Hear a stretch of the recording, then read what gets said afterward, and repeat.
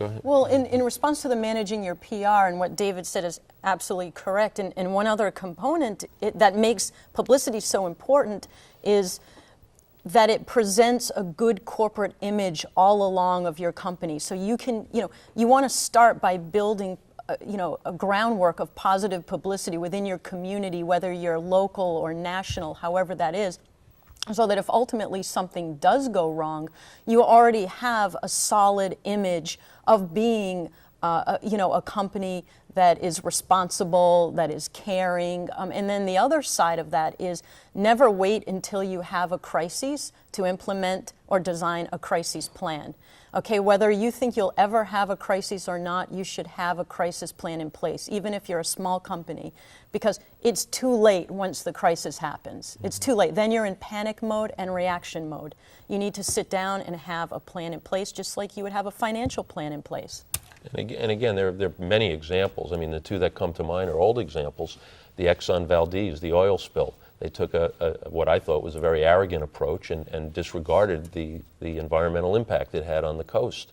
And there was some level of arrogance there. And then you have a situation with Tylenol a number of years ago where they took a very horrible situation where people were poisoning the bottles, and they turned it into a positive by being the spearhead for safe packaging of over-the-counter drugs. So you're telling me that if Exxon had instead gotten cleanup crews, so that instead of seeing on the CBS Nightly News or the PBS News a story with birds dying, all alone, and showing so it would have been better to go ahead and put the cleanup crews. Tell the truth and do what you can do. It all boils down to ego, whether it's in the corporate boardroom. We've seen it in politics over and over again.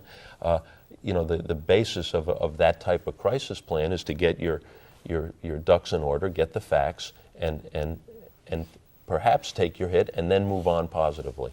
What happens if you attempt to do that? A great example that came up recently was Bear Stearns. Mm-hmm. The chairman of Bear Stearns went on TV the Tuesday or Wednesday, and we know about this because I saw him on TV, and I said, you know what, we need to write this up as a short idea, because he came on TV and said, oh, everything's great, everything's fine. Well, from that Tuesday when he was on TV until Sunday night, he lost his company, and so he went on to do damage control, but then he did even greater damage, and now he's probably damaged himself forever. In that 2 or 3 day period, he lost all credibility as a CEO of a large organization, because you can't tell me, and I'm not a financial whiz by any means, you can't tell me on Wednesday he didn't know what was going to happen on Sunday. Correct. It fell into the I think you protest too much, and both Jeff and I, when we heard it, we instantaneously knew that it was off the cuff, it hadn't been planned out, and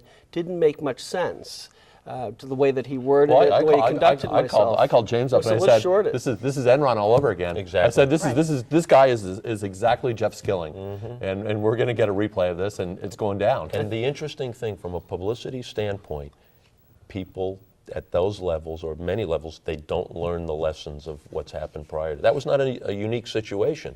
It's happened before in different sectors of the market. Before we wrap up, tell our viewers, how would you go about selecting a PR firm if you're just starting out? I would determine what you're expecting from a PR program. Again, Diana mentioned earlier, there are different types of PR firms. If you want a special event planning company, hire someone with that experience. If you want publicity, hire a firm that has former journalists on their staff. And I think that's a good point. It's hard to be all things to all people, or a jack of all trades. And so for us, we just concentrate on media publicity. So everybody who works for our agency, including us and everybody else, is a former journalist. Because if you haven't sat in their seat, then really our feeling is you don't know really how to communicate with them effectively and how to talk their language. So if that's what you're looking for, ask those questions. What is your media experience? Have you ever been a journalist?